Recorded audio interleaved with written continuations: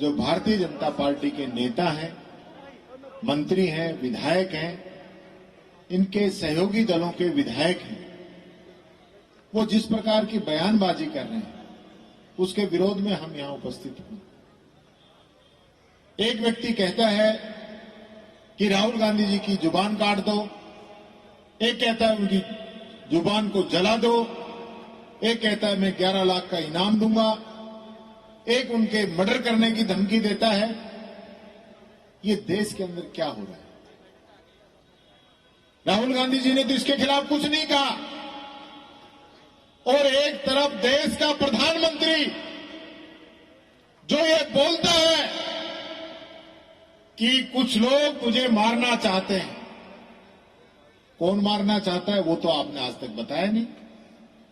और आपके पार्टी के लोग लोकसभा में हमारे नेता प्रतिपक्ष राहुल गांधी जी को सरेआम मारने की धमकी दे रहे हैं।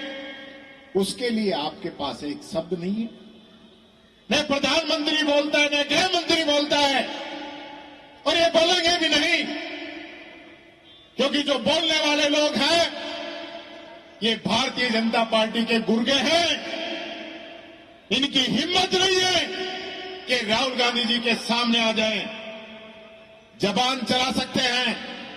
मैं ये कहना चाहूंगा, ये देश जिसके अंदर ये राहुल गांधी जी को आतंकवादी बताने का काम कर रहे हैं, उस देश के अंदर आतंकवाद को खत्म करने का काम इस गांधी परिवार ने, कांग्रेस की सरकार ने किया।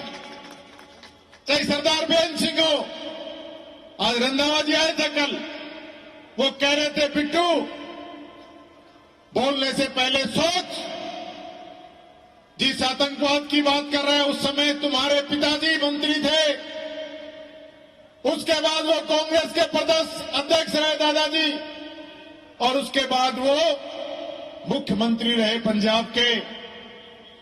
तो उन्होंने आतंकवाद खत्म करने का काम किया या आतंकवाद पैदा करने का काम किया? ये खुद सोच, अपने गिरेबान के अंदर झांक के देख। ये लोग इसलिए राहुल गांधी से डर रहे हैं कि राहुल गांधी जी ने कन्याकुमारी से लेकर कश्मीर की पैदल यात्रा की, वो मणिपुर से मुंबई तक गए, देश के दलित, किसान, पिछड़े, व्यापारी, मजदूर सबसे मिले, उनके दुख दर्द को जाना, और नफरत के बाजार के अंदर मोहब्बत की दुकान खोलने का काम किया। वो हमारे नेता राहुल गांधी जी ने किया। ये उनसे डर रहे हैं, उनकी ताकत से डर रहे हैं। जो नारा 400 पार का दे रहे थे ना, 200 पार आके अटक गए। ये इस बात से डर रहे हैं। आज इनको अगर किसी से खतरा है तो राहुल गांधी से है। वो व्यक्ति जो 56 घंटे ईडी हो, इनकम टैक्स हो, सीबीआई हो, जो मर्जी पूछताछ करने के लिए बुला ले, हर जांच के लिए सीना खोल के तैयार रहा, उसको डरा नहीं पाई, उसको धमका नहीं पाई, उसको पीछे नहीं कर पाई। इसलिए लोग राहुल गांधी जी से डरते हैं। और मैं कहना चाहूंगा, वो समय नजदीक है। मेरे कांग्रेस के कार्यकर्ताओं, मजबूत हो जाओ। आने वाले समय में इस देश के प्रधानमंत्री राहुल गांधी जी बनेंगे। ये बात मैं कहना चाहता हूं। क्यों बनेंगे? क्योंकि इस देश का हर तबका उनको इस नजर से देखने लग गया है। जो इन्होंने राहुल गांधी जी की छवि खराब करने का काम किया था, वो सारा सिस्टम फेल हो गया। अब इनको कुछ नजर नहीं आ रहा है। अब ये पीछे लग रहे हैं कि राहुल गांधी विदेश में जाकर इस देश की छवि खराब कर रहे हैं। मैं पूछना चाहता हूं, नरेंद्र मोदी जी विदेश में जाके कह रहे थे कि हमारे देश में पहले लोग पैदा होते थे तो ये कहते थे भगवान ने कहां मुझे पैदा कर दिया, कहां मैंने जन्म ले लिया भारत देश के अंदर। अरे मोदी जी, इस देश को मजबूत बनाने का काम कांग्रेस ने किया है। और आज जिस बयान के लिए आप राहुल गांधी जी को चारों तरफ से घेरने की कोशिश कर रहे हो, जिनके लिए बयान दिया है, वो एक व्यक्ति नहीं बोल रहा है, क्योंकि उन सबको पता है राहुल गांधी जी ने क्या बोला है। राहुल गांधी जी ने कोई आरक्षण के खिलाफ नहीं बोला। राहुल गांधी जी ने कहा, जब उनसे पूछा गया कि आपकी पार्टी आरक्षण को आगे बढ़ाना चाहती है क्या, तब राहुल गांधी जी ने कहा कि आरक्षण जारी रहेगा, उस दिन तक जारी रहेगा जब तक सब लोगों को समानता का अधिकार नहीं मिल जाए। और यही हम चाहते हैं। मैं खुद दलित वर्ग से हूं। मैं कहना चाहता हूं कि हम भी उस दिन आरक्षण छोड़ देंगे जिस दिन समानता का अधिकार मिल जाएगा। हमें उसके बाद आरक्षण की जरूरत नहीं है। वो चाहे एससी का है, एसटी का है, ओबीसी का है, ईडब्ल्यूएस का है, कोई आरक्षण नहीं चाहेगा। समानता की लड़ाई, और इस बात को ये लोग पूरे देश के अंदर एक मैसेज करना चाहते हैं। वो मैसेज इनका चलने वाला नहीं है, फेल हो गए। और यहां जो हालात है, इस सरकार के हालात हैं, उसका एक उदाहरण यहां नजर आ रहा है डिंपल मीणा का। और यह एक उदाहरण नहीं है।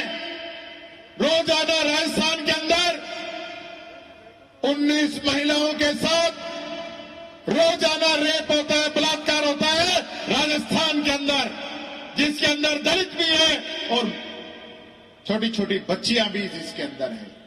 और इनकी जबान पे ताले लग गए हैं। एक शब्द इनके नहीं निकलता है। 27 दलितों पे रोजाना एट्रोसिटी राजस्थान के अंदर हो रही है, एक शब्द इनसे नहीं निकलता है। ये हालात राजस्थान के अंदर बन रही है। और जयपुर के हालात क्या है?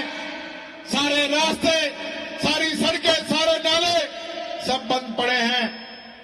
सरकार की आंखों पे ठेकरी रख दी जाती है ना, वो हालत इनको, और इनको नहीं दिख रहा है क्या हालत जयपुर और पूरे प्रदेश के अंदर हो रही है। सारे काम, पिछली सरकार की योजनाएं, उन सबको रोक दिया गया है। इन सबको रोकने का काम ये लोग इसलिए कर रहे हैं कि इनको सरकार चलानी नहीं आती। सिर्फ और सिर्फ कांग्रेस की बुराई करने से काम चलने वाला नहीं है। आपको काम करके दिखाना पड़ेगा। मुख्यमंत्री जी अभी चले गए कोरिया, जापान के अंदर। शायद जर्मनी और जाना था, तो डोटासरा जी ने कह दिया तो बीच में ही छोड़ के आ गए और आके स्वागत करा रहे हैं। हमने पूछा स्वागत किस चीज का है, कितना निवेश लेके आ गए हो? क्या राजस्थान से पहले कोई मुख्यमंत्री विदेश नहीं गया क्या? कोई जवाब इन लोगों के पास नहीं। मैं आपसे एक ही निवेदन करना चाहूंगा, कांग्रेस के हर एक मजबूत कार्यकर्ता से ये निवेदन करना चाहूंगा, क्या जो प्रदेश के और देश के जो हालात हैं, उन हालातों के अंदर हमें डट के मुकाबला करना है। और अब ये मोदी घबराया हुआ है, ये घबरा के इस प्रकार के कांड करवाना चाहता है। सही कह रहे थे प्रताप सिंह जी कि पूरे राजस्थान के अंदर ये लोग आपस में लड़ाने का काम करना चाहते हैं। और राजस्थान ही नहीं, पूरे देश के अंदर, चाहे हरियाणा हो, राजस्थान हो, जम्मू कश्मीर हो, महाराष्ट्र हो, मणिपुर हो, आसाम हो, कोई जगह इन लोगों ने नहीं छोड़ी जहां पे दंगे इन लोगों ने नहीं करवाए हों। फूट डालो राज करो की नीति ये लोग अपनाना चाहते हैं। इनका इलाज करना जरूरी है और इनका इलाज करेगा राहुल गांधी का कार्यकर्ता बब्बर शेर। इनका इलाज करने के लिए आगे आएगा और हम सब लोग आदरणीय डोटासरा जी के नेतृत्व में इस प्रदेश के अंदर इस सरकार की ईंट से ईंट बजाने का काम करेंगे। जहां कहीं भी कार्यकर्ता अत्याचार हो, हम बताइए, आप लोग आपकी आवाज को हम उठाएंगे, विधानसभा के अंदर उठाएंगे, सदन में, सड़क पे जहां भी जरूरत पड़ी वही आपकी आवाज को उठाएंगे। आपको पीछे नहीं हटने देंगे, आपके कंधे से कंधा मिलाकर आपकी लड़ाई लड़ेंगे। यही बात मैं कहना चाहूंगा। बहुत बहुत धन्यवाद। जय हिंद, जय भारत, जय कांग्रेस। और 2 लाइनों के साथ अपनी बात खत्म करूंगा कि दुआ करो, राहुल गांधी जी के लिए है मेरी 2 लाइनें कि दुआ करो सलामत रहे ये रोशनी हमारी, दुआ करो सलामत रहे ये रोशनी हमारी, 1000 तूफानों पर है एक चिराग भारी, राहुल गांधी एक चिराग भारी। बहुत बहुत धन्यवाद। बहुत बहुत आभार। सत्ता में बैठे हुए लोग जब उनका सिंहासन डोलने लगा तो वो हिंसा पे उतारू हो गए। वो इस तरीके की अनर्गल बयानबाजी, हिंसक बातें, आपराधिक बातें करने लग गए, बौखलाहट उनके सामने आने लग गई।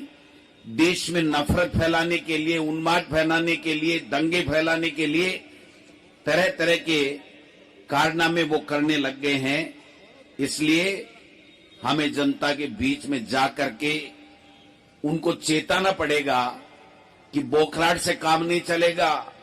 आपने झूठ बोल बोल के, जुमले दे दे के सरकारें तो ले ली, लेकिन सरकार में आपको काम करना पड़ेगा। जनता से जो वादे किए हैं उन वादों को आपको पूरा करना पड़ेगा। आज देश का दुर्भाग्य है कि देश का प्रधानमंत्री तीसरी बार मोदी जी बन गए, लेकिन विदेशों में घूमने का काम कर रहे हैं। हमारे देश के गृह मंत्री ईडी, इनकम टैक्स, सीबीआई का दुरुपयोग करके लोगों को धमकाने का काम कर रहे हैं। और इनकी पार्टी के राष्ट्रीय अध्यक्ष तो कुछ है ही नहीं, उनको पता ही नहीं है। उनको याद दिलाया जाता हाथ पकड़ के कि अभी तक आप ही राष्ट्रीय अध्यक्ष हो, और वो कहां छुपे बैठे, मंत्री भी बन गए। लेकिन जिस तरीके की बयानबाजी इनके भारतीय जनता पार्टी के लोग केंद्र में बैठे हुए देश के इन बड़े बड़े पदों पे बैठे हुए लोगों के इशारे के ऊपर आज कर रहे हैं, ये बहुत ही निंदनीय है। ये कोई छोटी बात नहीं है कि राहुल गांधी जी जो देश की आवाज बनकर के कई सालों से देश के लोगों की समस्याओं को उठाने का काम कर रहे हैं। जब 10 साल हमारी सरकार थी, राहुल गांधी जी कोई पद पे नहीं थे, सोनिया गांधी जी कोई पद पे नहीं थी, लेकिन आपने देखा होगा बच्चों की शिक्षा के लिए राइट टू एजुकेशन लेकर के आए। हमारे यूपी की जब सरकार थी तो गरीब को कैसे रोजगार मिले, कैसे उसको 2 वक्त की रोजी रोटी मिले, उसके लिए मनरेगा लेकर के आए। और राइट टू फूड, गरीब को खाना मिले, वो भूखा नहीं सोए, इस प्रकार का कानून लेकर के आए थे। आज 10 साल से एक भी ऐसा कानून नहीं है, एक भी ऐसी योजना नहीं है जो 10.25 साढ़े 10 साल के बाद में जो गरीब को मदद देती हो, बेरोजगारों को रोजगार देती हो, किसान की आमदनी दोगुनी करती हो, किसान के अंदर कहीं कोई आगे प्रोग्रेस करने की कोई ललक जगाने वाली या मदद करने वाली कोई स्कीम इनके पास में नहीं है। जबकि जब किसान अपना हक मांगने के लिए उनके वादे के मुताबिक जब दिल्ली जा रहा था प्रदर्शन करने के लिए, अपनी बात कहने के लिए, तो 15 महीने तक खून के आंसू रुलाए गए। उनको किस प्रकार से आतंकवादी कहा गया, किस प्रकार से उनको चोर उचगा खाया गया, खालिस्तानी कहा गया, लेकिन किसान ने सहन कर लिया। देश के वातावरण को नहीं बिगड़ने दिया, देश के भाईचारे को नहीं बिगड़ने दिया। और अब हद हो गई जब स्वर्गीय इंदिरा गांधी के पोते और स्वर्गीय राजीव गांधी जी के बेटे, जिन्होंने देश की एकता और अखंडता के लिए अपने प्राण न्यौछावर कर दिए, उस राहुल गांधी को जो देश के नौजवान की, गरीब की, दलित की, पिछड़े की, माइनॉरिटी की, महिलाओं की, सबकी आवाज बनकर के इस देश में और लोकसभा के अंदर नेता प्रतिपक्ष के रूप में अपनी आवाज बुलंद कर रहा है देश के लोगों की, उसके खिलाफ किस प्रकार की बयानबाजी कर रहे हैं।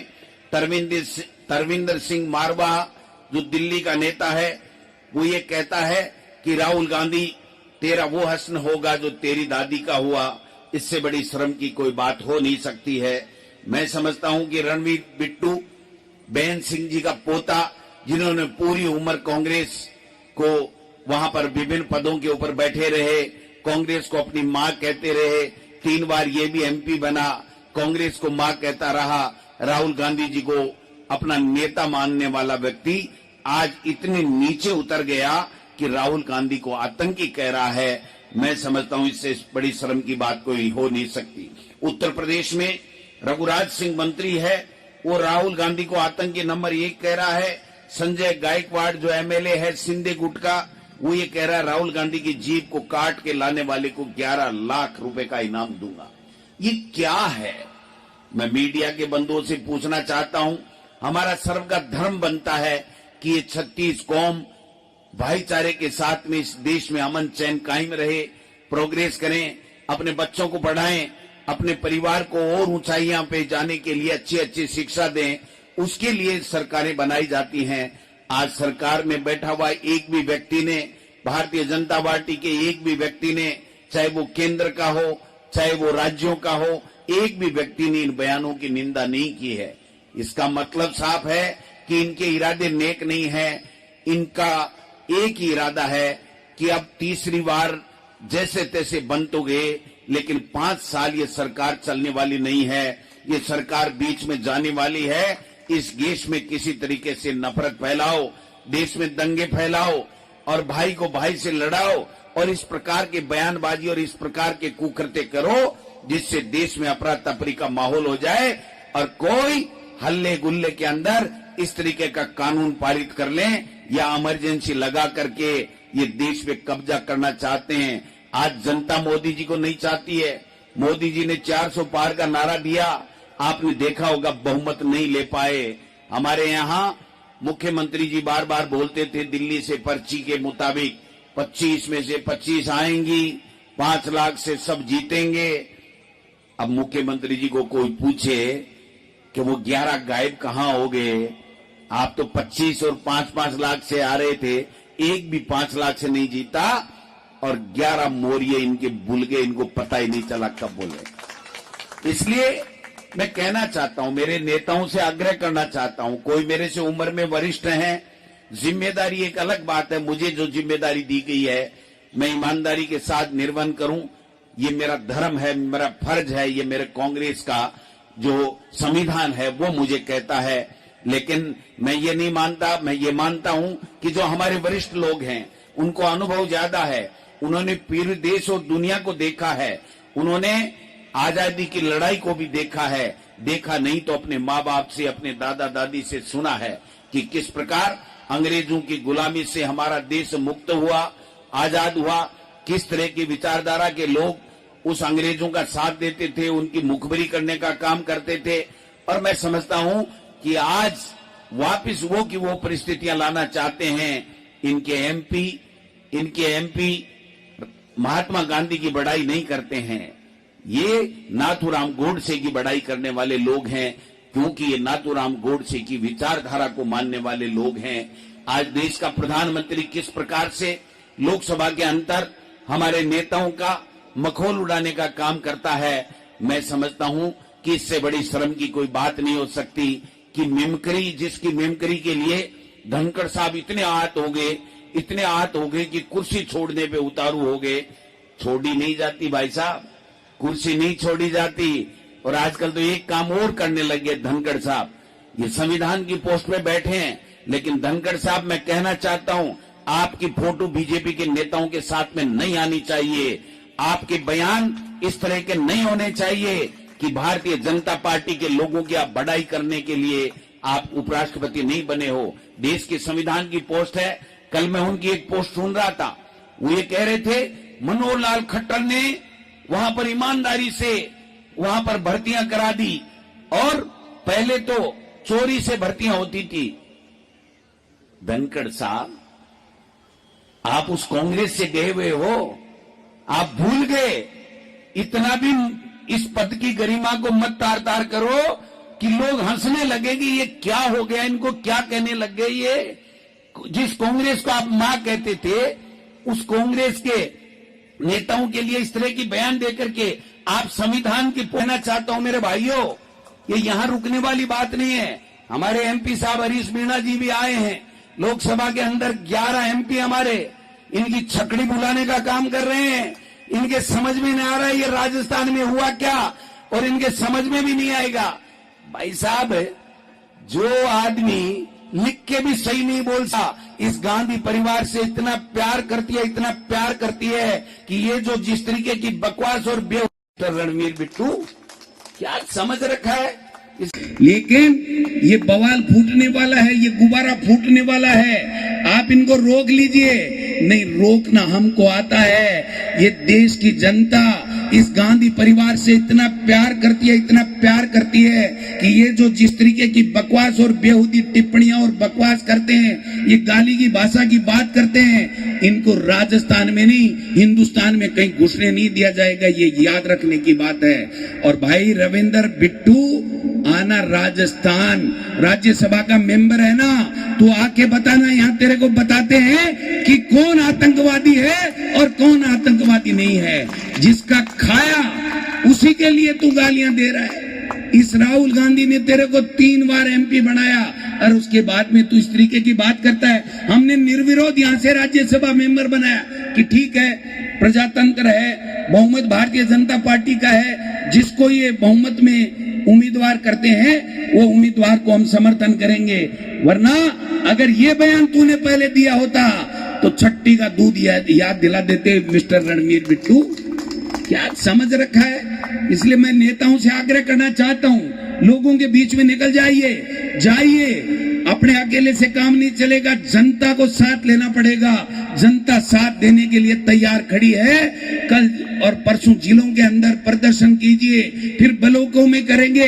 इनकी हर बात का हम जवाब देंगे और इस प्रकार शांति से गांधी जी के अहिंसात्मक तरीके से जवाब देंगे।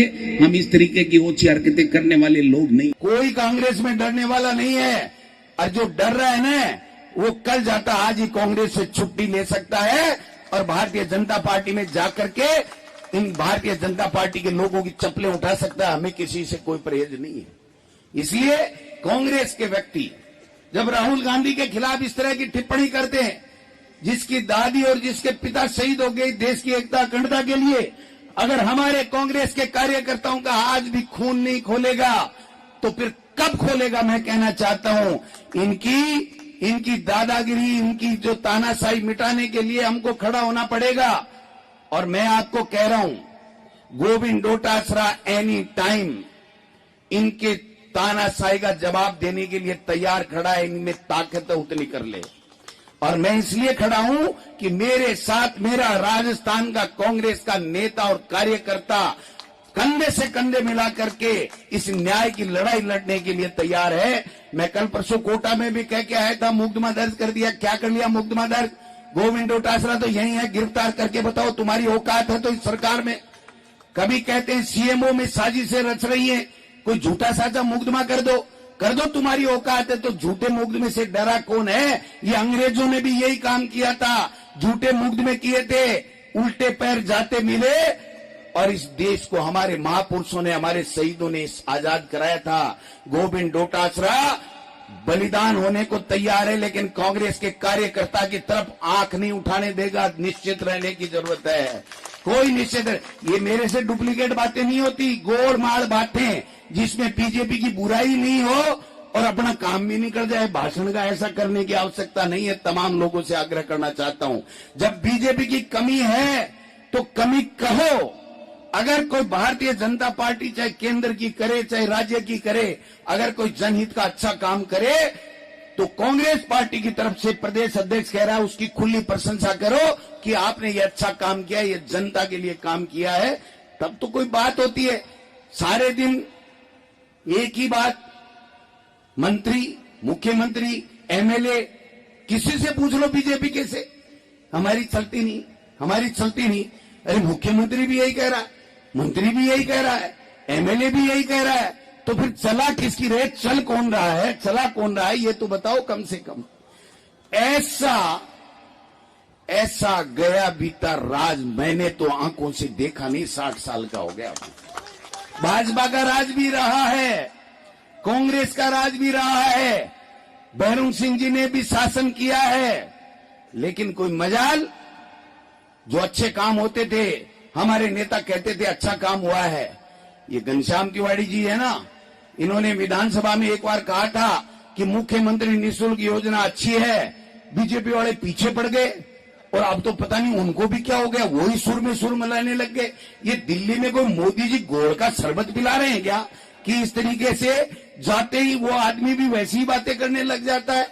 तो मैं समझता हूं कि हम सब के लिए आज ये एक अवसर है कि इनकी तानाशाही, इनकी बदजुबानी, इनकी जो बदमाशी, इनकी जो आपराधिक गतिविधियां, इसके रोक लगाने के लिए कांग्रेस के तमाम कार्यकर्ताओं को एक सैनिक के रूप में खड़ा होकर के राहुल गांधी और खड़गे साहब के साथ कंधे से कंधे मिला करके संघर्ष करना पड़ेगा। ये राज ज्यादा दिन नहीं चलेगा। हरियाणा में इनका पपलू फिट होगा, मैं आपको आज बता रहा हूं। हाँ, पपलू फिट होगा, इनका पता नहीं चलेगा क्या हुआ। इनका महाराष्ट्र में भी पपलू फिट होगा। मोरिया तो राजस्थान में भूले, लेकिन आपको पपलू फिट हुएगा 2-3 स्टेटा के मायने, 4 स्टेटा के मायने आपको पपलू फिट हुएगा, मैं आज बता रही हूं। और ये इसीलिए ये माहौल खराब करना चाहते हैं कि कैसे तैसे माहौल खराब हो जाए। हरियाणा में जा रहे हैं हम लोग, हरियाणा में जा रहे हैं, इनकी भेंगड़ी टेंट करके आएंगे, इनकी भेंगड़ी टेंट करके आएंगे, चिंता करने की आवश्यकता नहीं है। प्रताप जी, हम सब मिलकर के ऐसा राजस्थान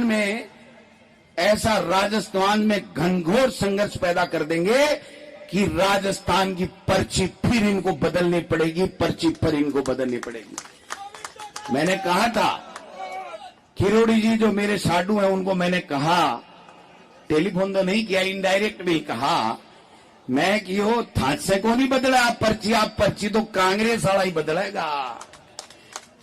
मैं मदद तो कर रहा हूं ना थारी मैं कि मदद तो कर रहा हो, लेकिन हाल 9 महीना ही रहा, मैं देखियो 12 महीना बाद में बदला कि नहीं यार मजो ही को नहीं आ रहे हो, बदलो, पहली बदलो। सीधी बात को नहीं हुई है, कोई मीडिया वो चला नहीं दे भाई, मेरी कोई बात को नहीं हुई है, लेकिन उनका मन है कि ये पर्ची बदले। और गोविंद डोटासरा और कांग्रेस के तमाम नेता कार्यकर्ताओं का भी मन है कि काम करने वाला मुख्यमंत्री बने। इसलिए आपसे आग्रह करना चाहता हूं, गांव गांव ढाणी ढाणी जाइए। ये जो 7 विधानसभा के उपचुनाव है ना, इनका बस चले तो ये उपचुनाव कराए ही नहीं, लेकिन संविधान में व्यवस्था है, कराना पड़ेगा। 7 की 7 जगह 00 देकर के भारतीय जनता पार्टी को भेजने का काम करेंगे। ये नए नए फिड़के ला रहे हैं ना, 1 नेशन 1 इलेक्शन, ये सुनने में अच्छा लगता है, 1 नेशन 1 इलेक्शन। इनके काका जी का राज है क्या?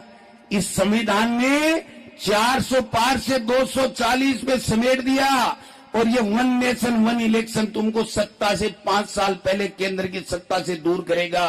ये इस तरीके की चलने वाली बात नहीं है। महिला आरक्षण की बात की थी, कानून भी पारित कराया, सर्वसम्मति भी हो गई। क्या महिला आरक्षण का कानून लागू हो गया? क्या भारतीय जनता पार्टी का कोई नेता बता सकता है कि कितने तारीख से, किस चुनाव से वो महिला आरक्षण का कानून लागू होगा? उसी तरीके से ये जो इनके माहौल खराब हो रहा था और बीजेपी में इनके खिलाफ बगावत का बाउंडर, आरएसएस में बाउंडर उठ रहा है, इसलिए 1 नेशन 1 नेशन की बात करके और कैबिनेट में पास करा दिया। क्या हो गया? कैबिनेट में पास करा दिया तो क्या हो गया? ये केवल ध्यान भटकाने का काम कर रहे हैं, नहीं ये संविधान में संशोधन कर पाएंगे। हमारे यहां भी बजट में घोषणा करा दी, ये बजट का भाग ही नहीं है, 1 स्टेट 1 इलेक्शन, करा ही नहीं पाएंगे। पंचायत राज में केंद्र का कानून है, संशोधन आप कर नहीं सकते। नगर निकाय के कानून में ये धारीवाल साहब बैठे, इन्होंने कहा था कि तुम बकवास भले ही कर लो, तुम कुछ नहीं कर सकते हो, तो ये कर नहीं सकते। इसलिए ये केवल प्रशासक बना करके जनप्रतिनिधियों के पदों के ऊपर ब्यूरोक्रेसी को बैठा करके अपनी सरकार चलाना चाहते हैं, अपनी मनमर्जी करना चाहते हैं, जो राजस्थान में कांग्रेस पार्टी का कार्यकर्ता होने नहीं देगा। ये मैं आपसे निवेदन करना चाहता हूं। आप सब लोग आए, कल रात को निर्णय हुआ कि कल ही करना है, क्योंकि परसों और परले रोज दिलों में करना है, इसलिए हम कार्यकर्ताओं को उतनी संख्या में मैसेज नहीं कर पाए। आगे से जिलों के अंदर तमाम नेता और कार्यकर्ता इकट्ठे होकर के जोश और खरोश के साथ में इस भारतीय जनता पार्टी और इन लोगों के चेताने का काम करें। जो अमर्यादित भाषा का प्रयोग कर रहे हैं उनको चेताने का काम करें कि अपनी आदतों से बाज आ जाओ, नहीं तो नानी याद दिला देंगे। चिंता करने की बात नहीं है, नानी याद दिला देंगे। इसलिए मेरे भाइयों, सब लोगों से, और मैं कहना चाहता हूं, अभी मैं एक फोटो देख रहा था, किरोड़ी लाल जी पुलिस के अधिकारियों से वार्ता करने गए। अरे सरकार का इकबाल बुलंद रखो किरोड़ी साहब, आपके पास भी सरकार के अधिकारी आए तब तो बीजेपी का मंत्री और बीजेपी का नेता होने का गर्व करना चाहिए। ये काम तो हम ही नहीं करते, कांग्रेस में विपक्ष के लोग ही नहीं करते कि अधिकारियों के पास जाके वार्ता करें। हमारे पास अधिकारी आना चाहिए। आप में हिम्मत है लड़ने की, हम सब साथ देंगे। अगर अन्याय के खिलाफ आप लड़ोगे तो हम सब साथ देंगे, क्योंकि हम उस हर अन्याय के खिलाफ हैं, चाहे वो कोई भी दल, कोई भी सरकार, कोई भी व्यक्ति किसी के भी प्रदेश के व्यक्ति के खिलाफ करे। अगर वो अन्याय करता है, अगर हमारा व्यक्ति भी, कांग्रेस पार्टी का अगर व्यक्ति या नेता भी अगर किसी के साथ अन्याय करता है तो हम एक मिनट भी बर्दाश्त नहीं करेंगे। हम उस अन्याय को मिटाने के लिए, न्याय दिलाने के लिए हम खड़े होंगे। हम ये नहीं देखेंगे कि हमारी पार्टी का नेता या कार्यकर्ता है। इसलिए न्याय दिलाने के लिए आपके घर पे प्रशासन आए तब तो बात दूसरी है, वरना छुप छुप के कमरों में बैठ करके अगर बातें करोगे तो ये जनता मानने वाली नहीं है। राजस्थान में 3-3.5 साल बाद में सरकार की वो उल्टी गिनती शुरू होती है। यहां तो भाई साहब 9 महीना में को नहीं काटा 9 महीना पहले कह लगा भाई जी डोटाजरा जी एक बात बताओ, थाने बेरो पड़ा है मौकाई आप पर्ची कद बदल सी।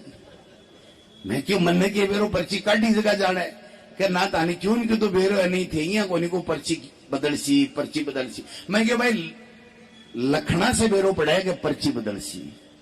काम कर नहीं रहे हैं, इनके लक्षण ठीक नहीं है, इनका काम ठीक नहीं है, इनके बोल ठीक नहीं है, इनका कुछ भी ठीक नहीं है। इसलिए जनता के साथ खड़े होने की आवश्यकता है। वो जनता माई बाप जो हमको नेता बना करके ऊपर मंच देने का काम करती है, उस जनता के साथ खड़े होने की आवश्यकता है। आज के बाद में जब भी धरना प्रदर्शन होगा, हम कांग्रेस के नेता वहां बैठेंगे और हमारा कार्यकर्ता इन सीढ़ियों के ऊपर बैठेगा। ये हम लोग कर करके इस जनता जनार्दन के बीच में जाकर के न्याय दिलाने का काम करेंगे और इनको इनकी औकात बताने का काम करेंगे। आप सब लोग आए हो, आपका बहुत बहुत धन्यवाद। ये संघर्ष एक दिन का नहीं है, ये 4 साल संघर्ष, 4 साल 1-2 महीना और है, तो 4 साल से भी ज्यादा समय पर संघर्ष करने की आवश्यकता है। उससे पहले दिल्ली की पर्ची बदल जाएगी और मैं आपको लिख के दे रहा हूं, राजस्थान की पर्ची जरूर बदलेगी। हम लोग संघर्ष करेंगे, जीतेंगे और हमारे नेता राहुल गांधी जी और खड़गे साहब के नेतृत्व में इस कांग्रेस का गांव-गांव, ढाणी-ढाणी में झंडा बुलंद करेंगे।